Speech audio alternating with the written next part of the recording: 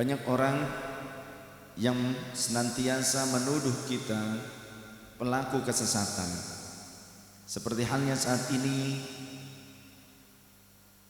muamalah seperti apa yang kita lakukan disebut perbuatan bid'ah yang sesat menurut sebagian orang.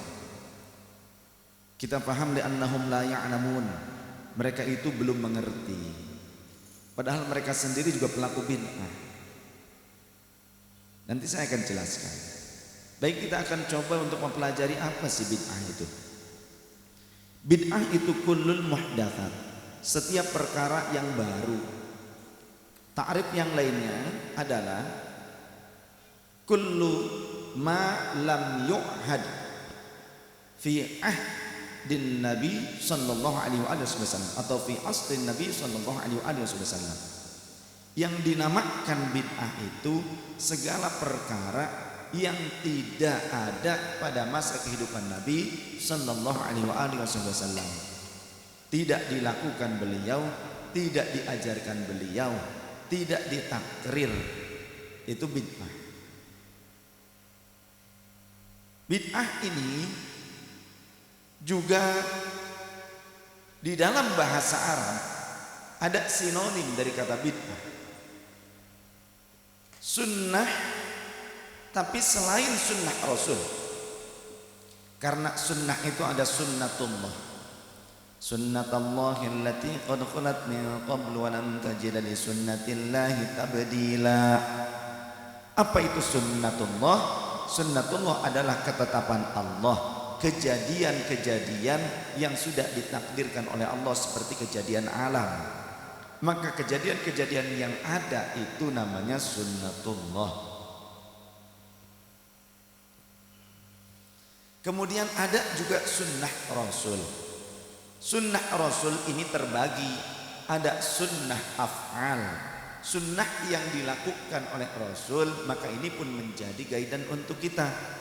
Yang kedua sunnah aqwal, ucapan-ucapan Rasul, anjuran-anjuran Rasul, ini pun menjadi guidance untuk kita, ketetapan hukum bagi kita umat Islam.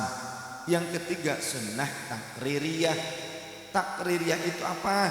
Rasul tidak menyuruh, Rasul tidak mengamalkan, tapi ada sahabat yang mengamalkan, namun Rasul mengetahui kejadian tersebut tidak diprotes oleh Rasul. Sebagaimana di dalam kitab Riyadhus Shalihin yang saya pegang ini, syarah Riyadhus Shalihin namanya Nuzhatul Muttaqin. Di dalam Riyadhus Shalihin diriwayatkan bahwa Rasul sallallahu alaihi wasallam mengutus satu pasukan ke Kuba. Kemudian ketika mereka tinggal di Kuba, ada salah seorang sahabat yang terpilih menjadi imam karena aqra'uhum, ia itu orang yang paling banyak hafalannya dan paling bagus bacaan Qur'annya, sehingga ditetapkan menjadi imam tetap, imam rawatib di Masjid Kuba. Akan tetapi orang ini fayuhtatamu fi kulli rak'atin biqul huwallahu ahad. Dia selalu mengakhiri setiap rakaat yang jahar itu dengan membaca Al-Ikhlas, baca Fatihah, baca surah yang lain, terus baca Al-Ikhlas. Rakaat kedua Al-Fatihah, surah yang sunnah, baca Al-Ikhlas lagi. Jadi tiap kali di rakaat yang jahar bacaannya selalu terdengar membaca Al-Ikhlas sebagai penutup dari berdirinya di rakaat tersebut. Para sahabat yang lain tidak langsung menyalahkan, tapi ada sebagian mereka yang pulang ke Madinah. Jadi kalau dari Masjid Nabawi ke Masjid Kuba itu kurang lebih perjalanan setengah jam lah kalau langsung. Kalau langsung setengah jam juga santai, atau 3/4 kalau lagi macet. Dan Rasul seringkali ke Masjid Kuba.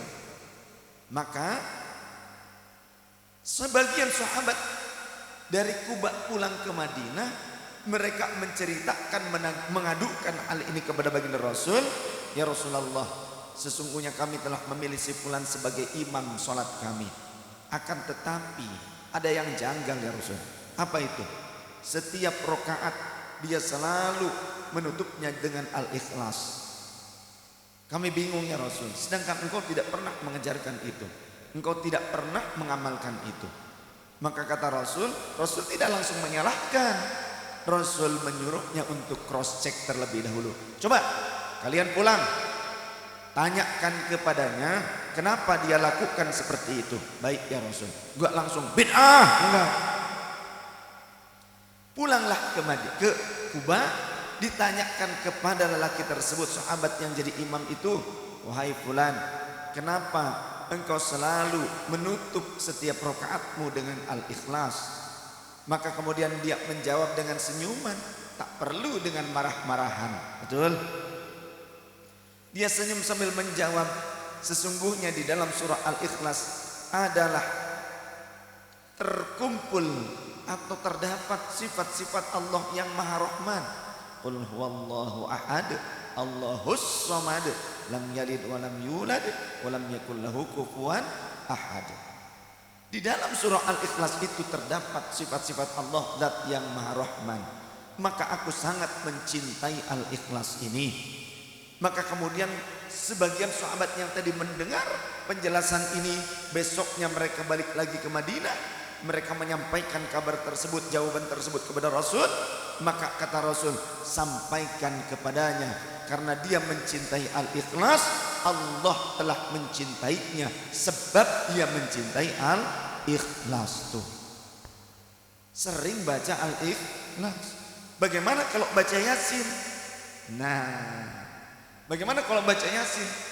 Al-Ikhlas saja ketika terus diulang-ulang dibaca dan bahkan diamalkan seolah-olah itu bid'ah, di dalam sholat setiap kali membaca surah-surah yang pendek setelah Al-Fatihah, membaca surah yang sunnah setelah Al-Fatihah, sahabat tersebut menutupnya dengan Al-Ikhlas. Padahal ini tidak pernah dilakukan oleh Rasul, tidak pernah diajarkan oleh Rasul. Akan tetapi kata Rasul, itu menyebabkan pelakunya dicintai oleh Allah karena dia mencintai Al-Ikhlas. Bagaimana dengan orang-orang yang senang dan cinta dengan surah Yasin? Mau berangkat umrah, Yasinan. Mau hajatan, Yasinan. Mau nikahan, Yasinan. Mau khitanan, Yasinan. Malam Jumat, Yasinan. Gitu kan? Ada yang mati, Yasinan. Tahlilan ada Yasinannya. Selalu. Ada rumah banyak juriknya, Yasinan. Ada tetangga kena santet, Yasinan. Begitu. Yasinan. Saking cinta dengan surah Yasin. Karena apa? Karena meyakini Yasin merupakan qalbul Quran. Di dalam kitab tafsir Imam Ibnu Katsir juz ketiga pada bab surah Yasin, sesungguhnya dijelaskan hadits-hadits yang jayyid, yang bagus sanad-sanadnya, banyak, bukan cuma satu, bahkan ada juga yang sahih yang menyatakan bahwasannya Yasin itu merupakan qalbul Quran. Man qara'a Yasin fi lailatin, dan siapa orang yang membaca surah Yasin di malam hari, maka asbaha maghfurun lah, di pagi harinya dia sudah menjadi orang yang banyak terampuni dosanya. Hadits ini hadits yang kuat. Hadits yang kuat. Jadi kalau ada orang yang menyatakan pembacaan Yasin itu bid'ah, beranikah mereka menghilangkan surah Yasin dari Al-Quran? Itu pertanyaannya. Tidak akan berani kan? Tapi di Bandung ada yang berani. Beberapa tahun yang lalu di Bandung ada orang yang berani menyobek surah Yasin dari Al-Quran, kemudian membuang lembaran tersebut. Saking apa? Benci, dianggap itulah penyebab daripada kerusakan umat. Masya Allah. Na'udzubillah. Jangan sampai kita menjadi orang yang gagal paham seperti itu karena kurang piknik. Ya, kurang piknik itu. Ya. Aneh sekali, surah Al-Quran disobek, surah Yasin disobek dari Al-Quran, kemudian dilemparkan, dan dia berkata, inilah surah yang menjadi sebabnya kerusakan akidah umat. penyebab bid'ah katanya. Masya Allah. Imam An-Nawawi di dalam kitab At-Tibyan fi Adabi Hamalatil Quran, beliau berkata, jika ada orang yang membuang lembaran mushaf ke tempat sampah contohnya karena benci terhadap ayat-ayat Quran tersebut, maka murtad hukumnya. Murtad hukumnya. Umumnya ketersesatan orang-orang seperti ini karena salah paham memahami kata bid'ah. Pakai bid'ah. Mereka menyangka seluruh bid'ah itu tersesat. Mereka menyangka bahwa lafaz kullu bid'atin dhalalatun wa kullu dhalalatin finnar, kullunya itu seluruhnya general. Seluruh bid'ah itu tersesat dan seluruh kesesatan masuk ke dalam neraka. Mereka hanya memahami Al-Quran dan hadis secara tekstual saja. Mereka tidak paham bahwasannya lafaz kullu itu ada kul jami, ada kul majmu. Kul jami artinya keseluruhan general, sedangkan kul majmu artinya sebagiannya. Ya. Lafaz kullu bid'atin dhalalatun, kul yang pertama kulnya kul majmu. Sebagian hal yang baru itu ada yang sesat. Sedangkan kul yang kedua wa kullu dhalalatin finnar, baru ini kulnya kul jami, dan seluruh kesesatan itu tempatnya adalah di dalam neraka. Jadi kul yang pertama kullunya adalah kul majmu, kullu yang kedua adalah kul jami. Kita harus pelajari ini, harus paham. Oh, kalau begitu tidak semua bid'ah tersesat dong? Tidak. Seperti mana tadi sahabat mengamalkan surah Al-Ikhlas terus-menerus di setiap rakaat sholatnya, padahal Rasul tidak mengajarkannya, tidak mengamalkannya, tidak menyuruhnya. Tapi Rasul menerima perilaku yang baru yang diamalkan oleh sahabat. Jika nanti orang yang kurang piknik ini akan berkata, itu kan takririyah, itu masih sunnah. Takririyah itu masih sunnah. Baik, kita pun sepakat bahwa hadits yang tadi adalah hadits takririyah karena kenyataannya Rasul masih hidup dan Rasul mengetahui kejadian tersebut dan Rasul tidak menyalahkannya, bahkan Rasul memuji orang itu. Itu namanya sunnah takririyah. Menurut mereka tidak ada itu bid'ah yang baik.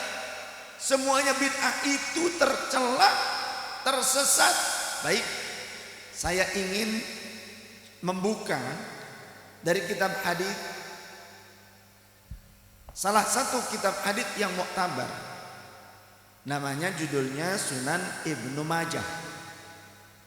Ada nama-nama kitab hadis yang muktabar disebut dengan kutubus sittah. Urutannya Sahih Bukhari, Sahih Muslim, Sunan Abi Daud, Sunan At-Tirmidzi, Sunan An-Nasai, dan Sunan Ibnu Majah. Nah, ini bungsu nih. Kitab hadis bungsu lah ya, kembangannya. Ini masih bahasa Arab, masih bahasa Arab asli, belum diterjemahkan. Kalau yang terjemahan suka khawatir, banyak yang distorsi, banyak yang hilang.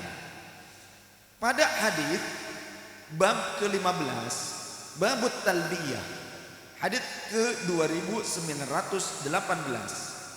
Hadatsana Ali bin Muhammad, hadatsana Abu Muawiyah wa Abu Usamah wa Abdullah bin Numair an Ubaidillah bin Umar an Nafi' an Ibni Umar qala, kata sahabat Abdullah bin Umar, talaqaftu talbiyata min Rasulillah sallallahu alaihi wasallam wa huwa yaqulu labbaik Allahumma labbaik labbaik la syarika laka labbaik innal hamda wan ni'mata laka wal mulk la syarika lak. Aku belajar tentang talbiyah ini dari Rasul sallallahu alaihi wasallam dengan talbiyah labbaik Allahumma labbaik labbaik la syarika laka labbaik innal hamda wan ni'mata laka wal mulk la syarika lak. Akan tetapi aku pun memiliki kalimat talbiyah yang berbeda dari talbiyahnya Rasul sallallahu alaihi wasallam. Qala, beliau mengucapkan Wa kana Ibnu Umar yazid fiha, beliau menambahkan di dalam talbiyahnya kalimat labbaika labbaika labbaika wa sa'daika wal khairu fi yadaika labbaika war raghba'u ilaika wal amal. Jadi apa yang diajarkan oleh Rasul dibaca, tapi beliau juga punya redaksi talbiyah sendiri yang ini tidak ada istilah takrir dari Rasulullah SAW. Tidak ada penjelasan di takrir orang Rasul. Ini jelas bid'ahnya sahabat Abdullah bin Umar. Bid'ahnya siapa? Sahabat Abdullah bin Umar radhiyallahu anhu. Kalau memang ini merupakan sunnah takririyah, pasti ada penjelasan dan Rasulullah menyaksikan kejadian ini, beliau memujinya atau mendiamkannya. Ini tidak ada. Berarti ini jelas merupakan bid'ahnya para sahabat, bid'ah sahabat Abdullah bin Umar. Ya.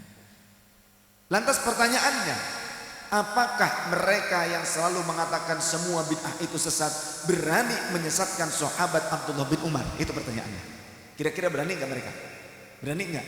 Tidak akan. Mereka tidak akan berani menyesatkan sahabat.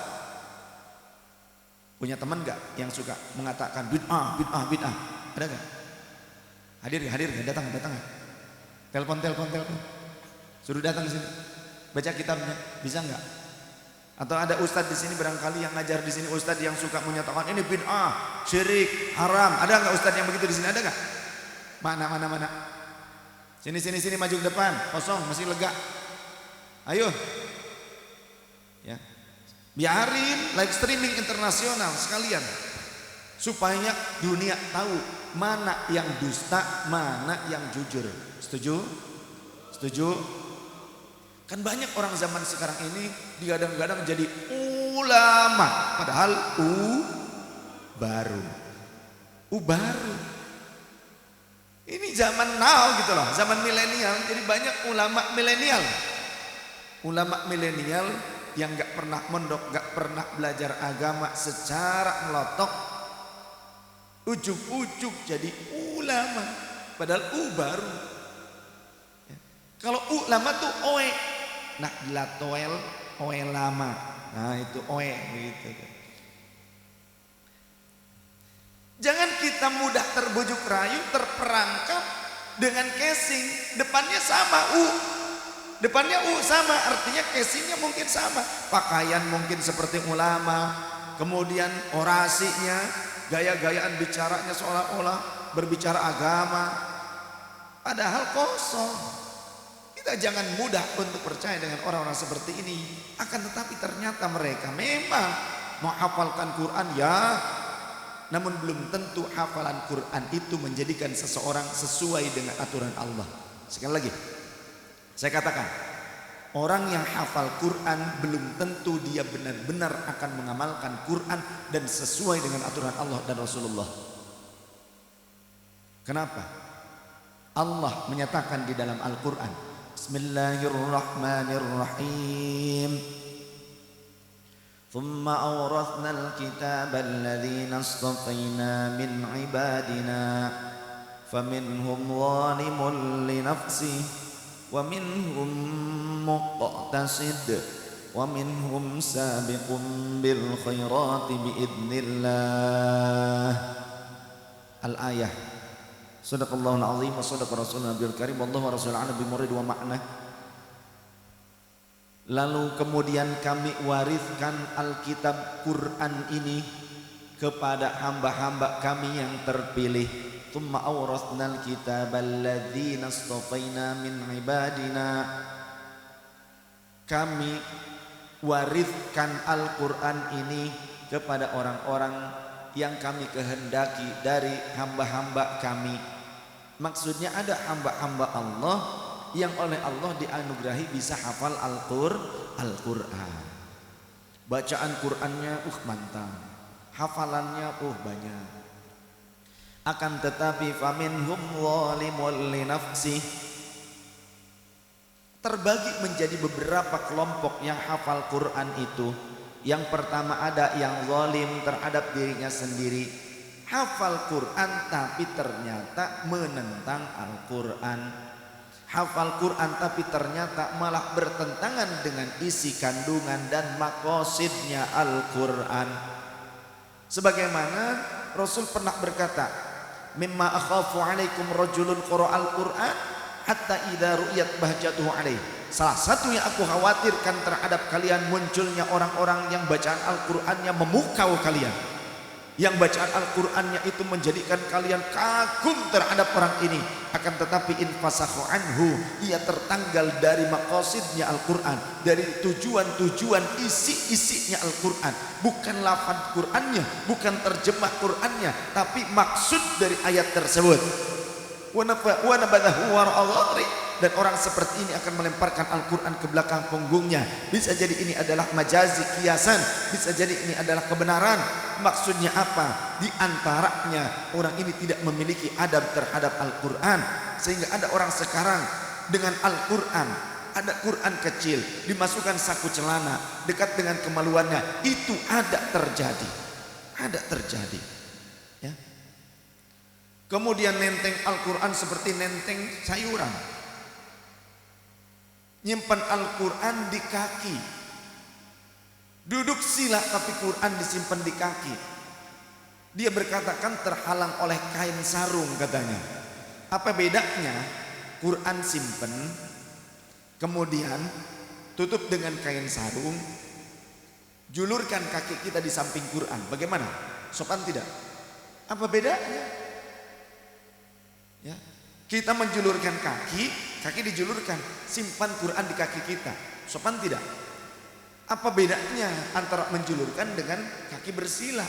Sama toh? Sama saja. Ketika Quran yang nempelnya di kaki, maka ini berarti bukti manusia yang tidak beradab terhadap kalamullah. Coba pelajari kitab At-Tibyan fi Adabi Hamalatil Quran karya Imam An-Nawawi. Di situ ada adab-adabnya. Ada orang haid menyatakan boleh memegang mushaf Al-Quran. Boleh katanya, orang haid gak apa-apa. Ada yang demikian. Ini orang asal saja. Coba pelajari dari kitab At-Tibyan Imam An-Nawawi. Imam An-Nawawi itu ahli tafsir, ahli hadis, ahli fiqih, ahli tauhid, ahli zuhud. Imam An-Nawawi pengarang kitab Al-Majmu' Syarah Muhadzab, pengarang kitab Riyadhus Shalihin, pengarang kitab Al-Adhkar. Al-Adhkar, nih kitabnya. Beliau menyatakan haram bagi orang yang haid dan bagi orang yang junub memegang mushaf. Apalagi hamlul mushaf, membawa mushaf. Megangnya aja itu haram, apalagi membawanya kemana-mana. Terlebih membacanya dengan lisannya, itu pun haram. Lantas bagaimana jika punya hafalan? Jika punya hafalan boleh dihafalkan, tidak perlu diucapkan, gegelendang saja. You know gegelendang? Apa itu gegelendang?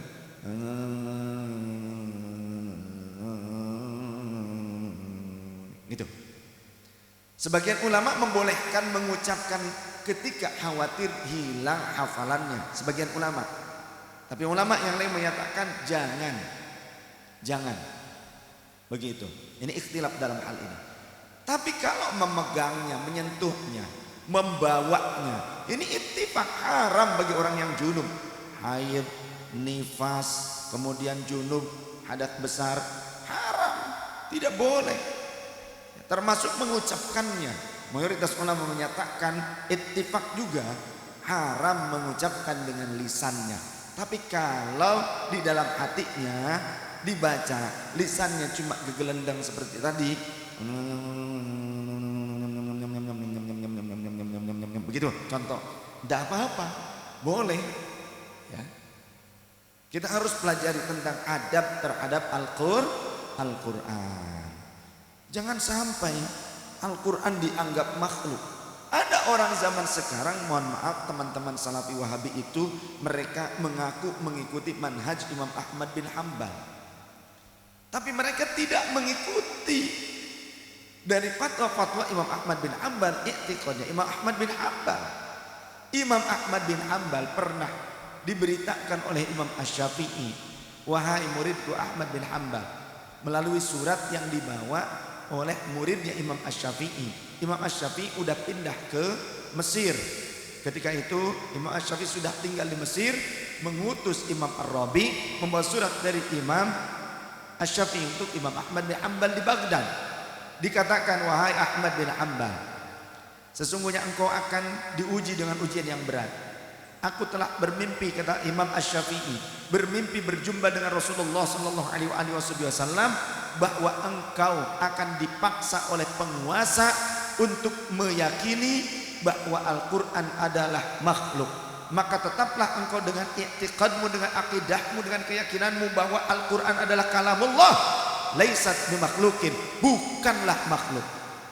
Maka benar terjadi. Penguasa pada saat itu di Baghdad menangkap Imam Ahmad bin Hanbal, dipenjarakan karena tidak mau tunduk, tidak mau berfatwa bahwa Quran itu makhluk. Imam Ahmad bin Hanbal tetap dengan keyakinannya bahwa Al-Quran adalah kalamullah dan bukan makhluk. Kertasnya memang makhluk, akan tetapi kalamnya itu tidak bisa lepas dari Allah Subhanahu wa taala. Kalamnya Allah adalah sifatnya Allah taala. Seperti Ar-Rahman. Lafaz Ar-Rahman ini, nama Ar-Rahman ini tidak bisa lepas dari Allah taala. Begitu. Oleh karenanya Imam Ahmad bin Hanbal kemudian dipenjara dan disiksa. Mendengar kejadian ini, Imam Asy-Syafi'i mengutus kembali muridnya untuk menjenguk Imam Ahmad bin Hanbal dan meminta gamis yang dipakai oleh Imam Ahmad bin Hanbal ketika disiksa dan dipenjara. Kemudian diambil gamis tersebut, diberikan kepada Imam Asy-Syafi'i, gurunya Imam Ahmad bin Hanbal. Ternyata Imam Asy-Syafi'i mencelupkan gamis bekas Imam Ahmad tersebut di bejana yang berisi air, kemudian diperut, kemudian diminum oleh Imam Asy-Syafi'i. Guru tabarruk kepada murid ada. Sebelumnya juga Imam Asy-Syafi'i pernah diberikan hadiah oleh Imam Ahmad bin Hanbal, pernah diberikan hadiah oleh Imam Asy-Syafi'i berupa gamis Imam Asy-Syafi'i. Ketika Imam Ahmad sakit, gamis tersebut dicelupkan ke air, kemudian beliau peres itu, kemudian diminum air dari bekas cucian gamis Imam Asy-Syafi'i. Murid tabaruk kepada guru. Sama-sama ulama. Dari mana ini? Bukan hayalan. Keterangannya ada di dalam kitab Manaqib Imam Ahmad bin Hanbal, 2 jilid banyaknya, tebal ini. Saya punya di rumah, warnanya warna hijau tua. Covernya? Manaqib Imam Ahmad bin Hanbal. Karya siapa?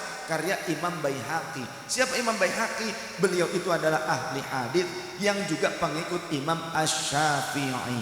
Jadi pengikut Imam Asy-Syafi'i itu ada yang ahli hadis? Oh ada. Siapa? Imam Bukhari, Imam Muslim, Imam Baihaqi, ya, Imam At-Tirmidzi, kemudian Imam Hakim, Imam At-Tabrani. Itu sebagian daripada ulama ahli hadis yang mengikuti mazhabnya Imam Asy-Syafi'i. Jadi kalau ada orang sekarang pakai kitab Sahih Bukhari, Sahih Muslim, tapi ternyata melarang bermazhab, mengharamkan bermazhab, menyatakan sesatnya bermazhab, berarti orang ini telah menyatakan sesat terhadap Imam Bukhari, Imam Hakim, Imam Al-Tabrani, Imam Baihaqi, Imam Muslim. Berani tidak mereka? Tidak. Karena apa? Karena kitabnya juga dipakai. Banyak jadi orang sekarang yang menggunakan itu tapi selalu menuduhnya.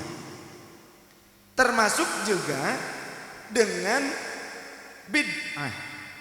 Imam Bukhari ya, diriwayatkan qala Al-Farbari, Imam Al-Farbari beliau mengatakan qala li Al-Bukhari, Imam Bukhari telah mengatakan kepadaku, ma wada'tu fi kitabis sahihi haditsan, tidaklah aku mencatatkan satu hadis yang sahih di dalam kitab sahihku, illa tasaltu qabla dzalika wa shallaitu rak'ataini, kecuali tiada lain kecuali aku pasti akan mandi terlebih dahulu dan sholat 2 rakaat.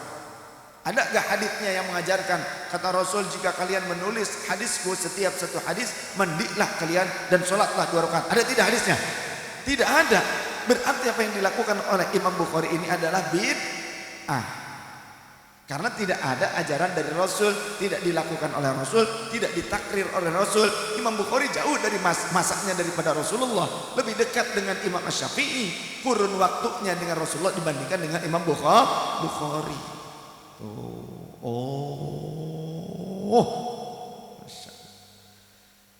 Jadi Imam Bukhari yang mengarang kitab Sahihul Bukhari, beliau itu menjadi rujukan seluruh umat Islam, betul tidak? Orang Salafi Wahabi pakai enggak kitab Sahih Bukhari? Pakai tidak? Pakai. Mereka anti enggak dengan bid'ah? Anti. Mereka tahu enggak kira-kira Imam Bukhari juga pengamal bid'ah? Tidak. Nah, sekarang saya kasih tahu. Imam Bukhari berkata kepada Imam Al-Farbari bahwa ma wada'tu fi kitabis sahih haditsan illa tasaltu qabla dzalika wa shallaitu rak'ataini. Tidaklah aku mencatatkan satu hadis di dalam kitab sahihku, tiada lain kecuali aku pasti akan mandi terlebih dahulu dan aku sholat 2 rakaat baru aku mencatatkan satu riwayat di dalam hadisku. Sedangkan di dalam Sahih Bukhari ada sekitar 7.236 hadis. Berarti kalau beliau setiap hadis selalu mandi dan sholat 2 rakaat, berapa ribu rakaat Imam Bukhari sholat hanya untuk menuliskan hadis? Berapa ribu? 15.120 sekian rakaat, ya, sekitar 15.000 lebih. 15.000 rakaat lebih Imam Bukhari sholat sunnah, yang sholat sunnahnya ditujukan untuk mencatat hadis. Ada gak hadisnya? Kata Rasul, jika kamu mau mencatat hadis yang sahih, maka sholatlah 2 rakaat dan mandi sebelumnya. Ada tidak? Tidak ada. Berarti Imam Bukhari juga pelaku bid'ah. Nah, dari sini kita bingung kan? Ada orang mengatakan semua bid'ah, ada hadis yang menyatakan kullu bid'atin dhalalah wa kullu dhalalatin finnar. Setiap yang baru itu sesat, yang sesat itu semuanya masuk neraka. Tapi kok Imam Bukhari melakukannya? Tadi kemudian juga di dalam kitab Sunan Ibnu Majah, sahabat Abdullah bin Umar juga melakukan bid'ah, bikin talbiyah sendiri, talbiyah tandingan. Talbiyah tandingan, untung nggak ada demo tandingan. Ya. Apakah kita berani menyesatkan sahabat Abdullah bin Umar dan Imam Bukhari? Kita tidak akan bisa, karena kita belajar dan mengamalkan agama juga dengan riwayat-riwayat hadis yang bermuara kepada Imam Bukhari. Yang Imam Bukhari juga riwayatnya nyambung sampai para sahabat, di antaranya sahabat Abdullah bin Umar. Yang kedua-duanya merupakan perawi yang thiqah. Maka kita pelajari hadis yang lainnya. Di dalam Sahih Muslim, juga di dalam Sunan Ibnu Majah, juga di dalam Sunan At-Tirmidzi ada riwayat begini. Man sanna fil islami sunnatan hasanatan falahu ajruha wa ajru man amila biha ba'dahu min ghairi an yunqasa min ujurihim syai'un. Wa man sanna fil islami sunnatan sayyi'atan falahu wizruha wa wizru man amila biha ba'dahu min ghairi an yanqasa min auzarihim syai'un. Siapa orangnya? Man, khitabnya kepada umat, jadi bukan Rasul. Jadi khitabnya ini tujuannya adalah umat.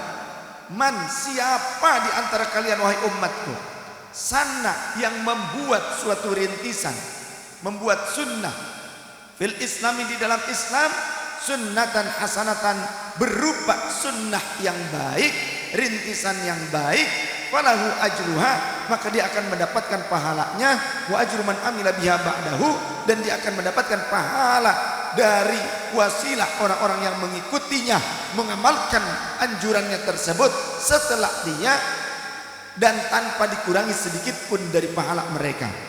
Wa man sanna fil islami sunnatan sayyi'atan, dan siapa di antara kalian wahai umatku yang di dalam Islam ini membuat sunnatan sayyi'atan, sunnah yang buruk. Pertanyaannya, Ada nggak sunnah Rasul yang buruk? Ada tidak? Ada tidak sunnah Rasul yang buruk? Tidak ada. Semua sunnah Rasul itu baik. Hanya dalam penilaian-penilaian periwayatan saja yang menjadikan sunnah itu ada yang dhaif, ada yang maudhu. Karena apa? Karena perawi.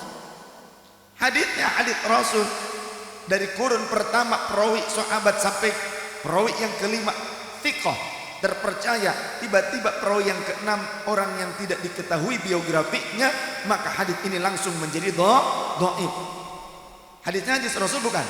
Hadits Rasul. Kurun pertama sampai kelima hadits ini masih sahih apa tidak? Masih sahih. Tapi ketika sudah mencapai kurun yang keenam, yang meriwayatkannya adalah orang yang keenam ini, perawi yang keenam, dia tidak diketahui biografinya, kehidupannya, latar belakangnya, maka hadits ini menjadi dhaif. Padahal sebelumnya hadisnya hadis sahih. Kemudian ada lagi hadits para sahabat sampai perawi yang kelima thiqah terpercaya. Akan tetapi sampai perawi yang keenam yang mengeluarkan meriwayatkan hadits ini, dia itu banyak lupa pada saat tuanya. Hadits ini pun langsung menjadi hadits dhaif. Cuma karena salah seorang perawi. Haditsnya hadits Rasul bukan? Hadits Rasul. Maka Imam Ahmad bin Hanbal beliau mengatakan hadits dhaif lebih aku sukai dibandingkan perkataan ulama yang bukan hadits.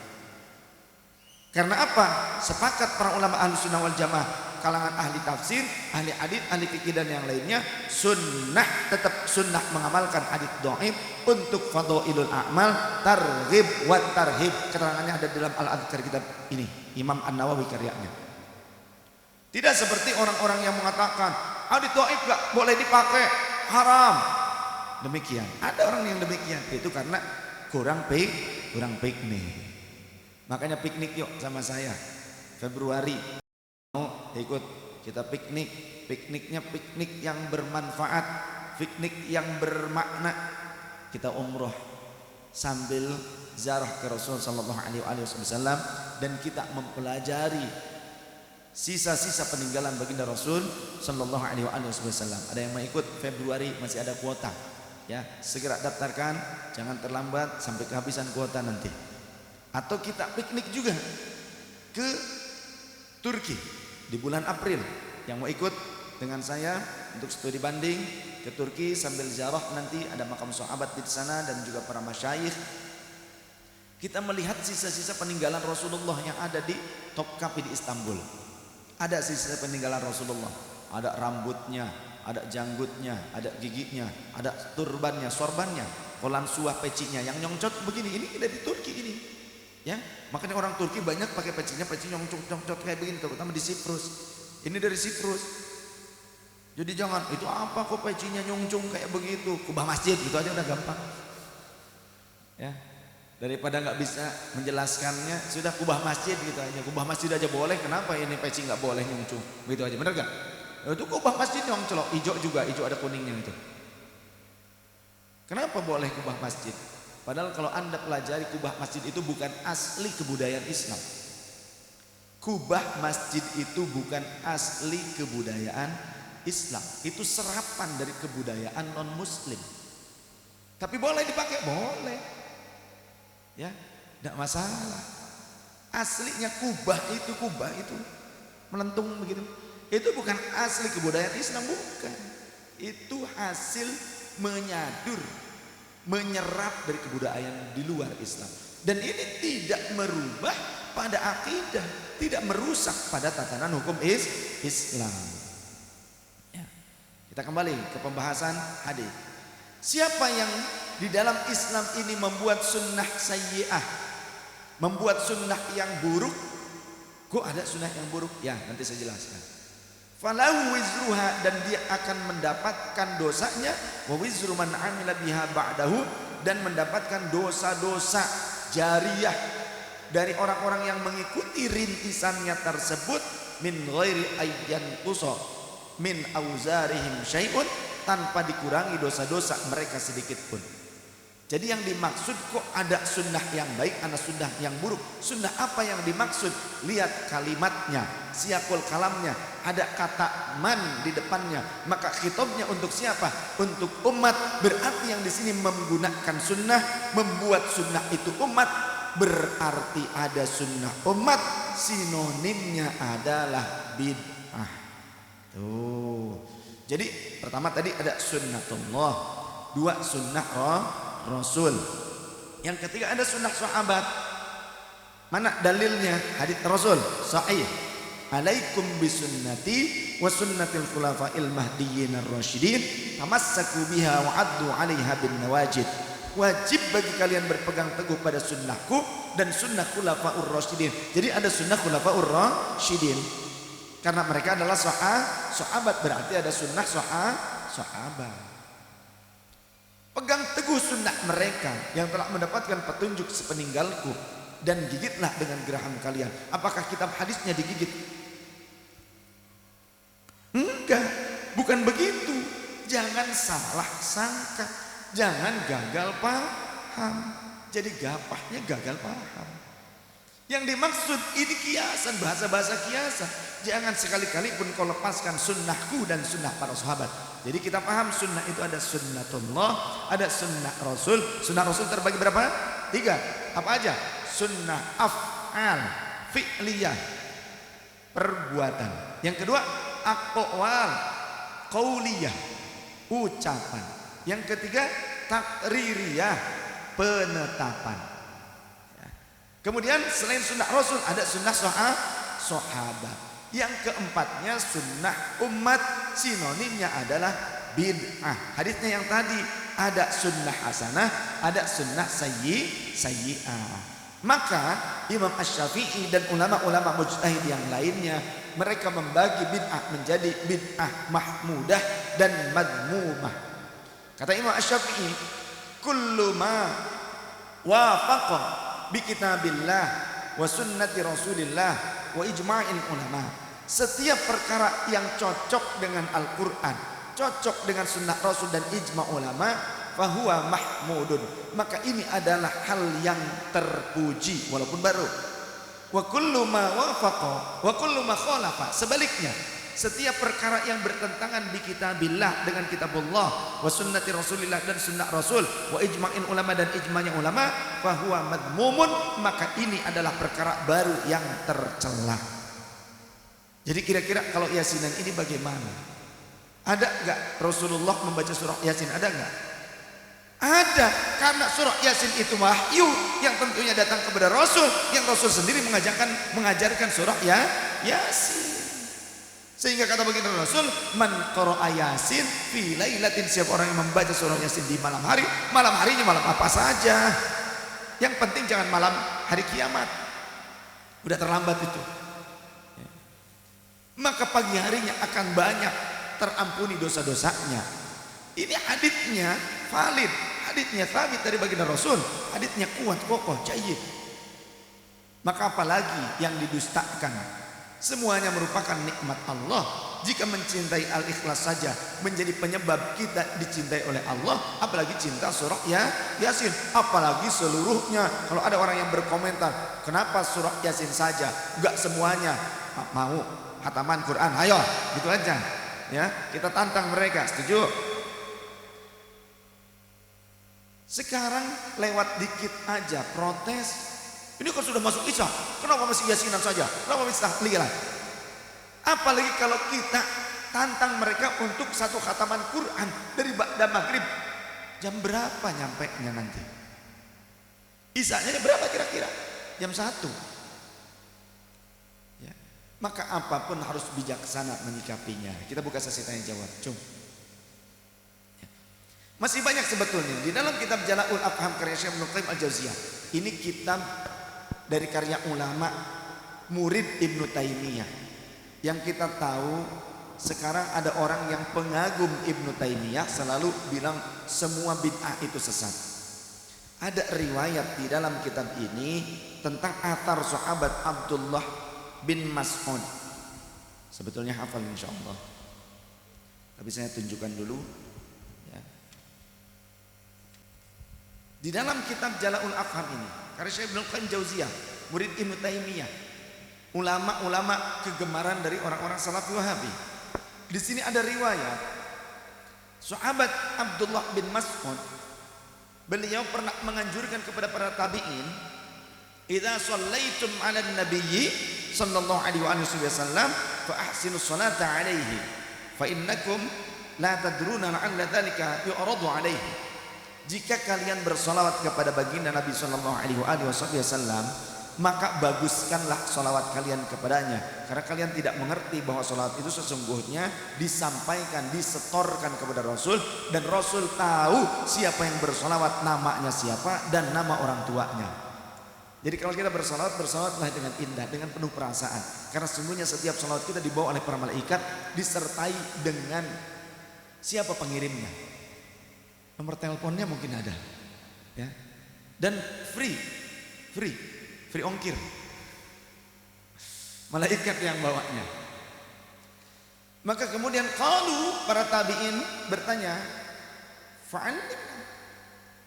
Beliau berkata, para tabi'in, fa'allamana. Maka sahabat Abdullah bin Mas'ud kemudian beliau mengajarkan kepada kami, qulu, ucapkan oleh kalian, Allahumma ij'al shalawatika wa rahmatika wa barakatika ala sayyidil mursalin wa imamil muttaqin wa khatamin nabiyyin Muhammadin abdika wa rasulika qaidil khairi wa imamil khairi wa rasulir rahmati, Allahumma ba'athu maqaman mahmudan yaghbituhu bil awwaluna wal akhirun, Allahumma salli ala Muhammad wa ala ali Muhammad kama sallaita ala Ibrahim wa ala ali Ibrahim wa barik ala Muhammad wa ala ali Muhammad kama barakta ala Ibrahim wa ala ali Ibrahim fil alamin innaka Hamidum Majid.